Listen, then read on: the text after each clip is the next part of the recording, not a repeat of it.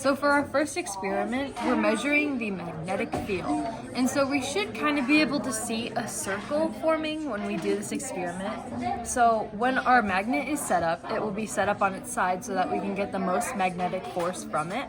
And we're going to be taking a compass and putting it flat on the table and then going around like this. Or I guess we'll look at it like this and then going around like that so that we can see how the charges still connect to that and then go all the way around.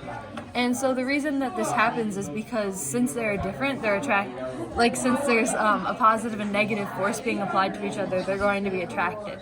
So the compass will have a pull to the magnet so that we can see how the field is accurately displaying this kind of circular motion. So we can go ahead and take a look at that right now.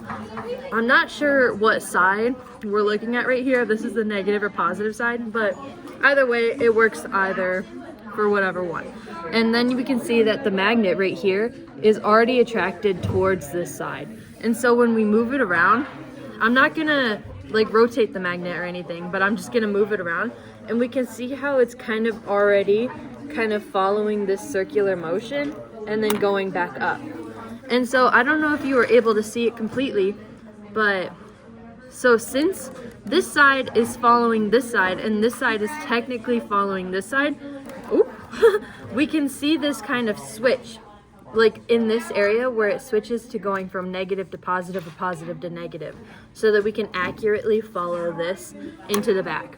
And so you should be able to see a fluid transfer of energy going all the way around the magnet. Fun. So our next thing that we built today was a coil motor.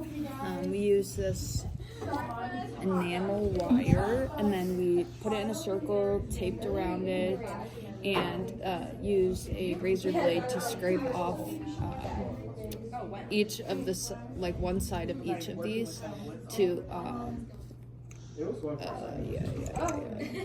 expose its wire. And then we used a styrofoam thing, paper clips, magnet, and then these little, don't know what they're called, connector plier things to this battery, and then that's how it moved. What you saw the coil motor, and how it works is that a battery sends a current through the copper wire coil, and then this results in our copper coil becoming electromagnetic. The magnet on the bottom creates a force, the shiny part touches the metal, the current flows, the coil becomes magnetic, gets pushed when aminal part touches, and then 110 current, and then the coil goes with the flow. These activities help students learn abstract ideas like magnets, electricity, and forces through hands-on exploration and experiments. Watching a coil move or seeing magnets interact builds curiosity, encourages scientific thinking, and makes learning meaningful and engaging for our young learners. Throughout the semester, we have done tons of experiments that we can use in our future classroom, and we will hopefully apply into our later years of teaching. Thank you. Bye. Bye.